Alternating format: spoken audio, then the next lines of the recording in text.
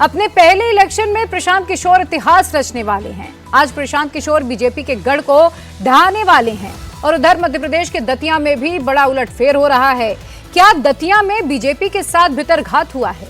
क्या नरोत्तम मिश्रा के समर्थकों ने बीजेपी उम्मीदवार के साथ खेला कर दिया है? ये सब आपको डिटेल में बताएंगे, लेकिन सबसे पहले बात बांकीपुर की कर लेते हैं। पटना की बांकीपुर सीट पर बड़ा उलटफेर हुआ है। बीजेपी के गढ़ में प्रशांत किशोर जीत की तरफ बढ़ रहे हैं। 19वें राउंड के बाद भी प्रशांत किशोर बढ़त बनाए हुए हैं।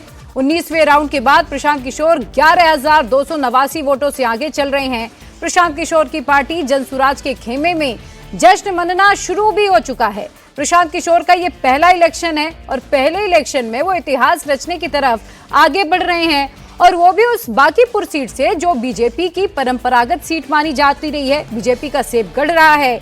यह सीट बीजेपी अध्यक्ष नितिन नवीन के इस्तीफे के बाद खाली हुई है। बीजेपी ने बांकीपुर सीट जीतने के लिए पूरा जोर लगा दिया था, लेकिन प्रशांत किशोर की रणनीति फिलहाल बीजेपी की स्ट्रैटेजी पर भारी पड़ती हुई नजर आ रही है और पीके यहां पर जीत की तरफ आगे बढ़ रहे हैं। अब तक 19 राउंड की गिनती पूरी हो चुकी है और 19 राउंड की गिनती में प्रशांत किशोर 11,289 वोटों से इस वक्त आगे चल रहे हैं। बांकीपुर में 19 राउंड की काउंटिंग पूरी हो चुकी है और पहले ही राउंड से प्रशांत किशोर लगातार बढ़त बनाए हुए हैं। 19वें राउंड की गिनती पूरी होने तक पीके 38,201 वोट पा चुके हैं, जबकि बीजेपी के नीरज कुमार सिन्हा को 25,277 वोट ही मिले हैं। बांकीपुर सीट को लेकर बीजेपी फुल कॉन्फिडेंस में थी, लेकिन अब सवाल यह है कि क्या बीजेपी का ये कॉन्फिडेंस ओवर कॉन्फिडेंस बन गया? क्या बीजेपी ने प्रशांत किशोर को हल्के में ले लिया? ये समझना बेहद अहम होगा। इतने वोट से भाजपा हारेगी कि जीवन में कभी ये कहने का दुस्साहस नहीं कर पाएंगे कि हम लोग कुत्ता बिल्ली को भी खड़ा करेंगे तो चुनाव जीते। एक विधायक जिताइए यहाँ बांकीपुर से और 242 के नाक में नकेल कर देंगे, ये आप भरोसा रख कर जाइए। बहुत बहुत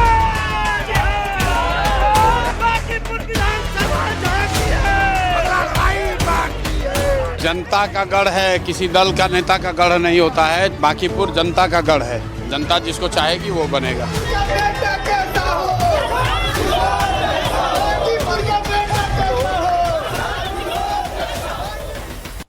पटना की बांकीपुर सीट बीजेपी का गढ़ रही है। इस सीट पर 1990 से बीजेपी का कब्जा लगातार बरकरार रहा है।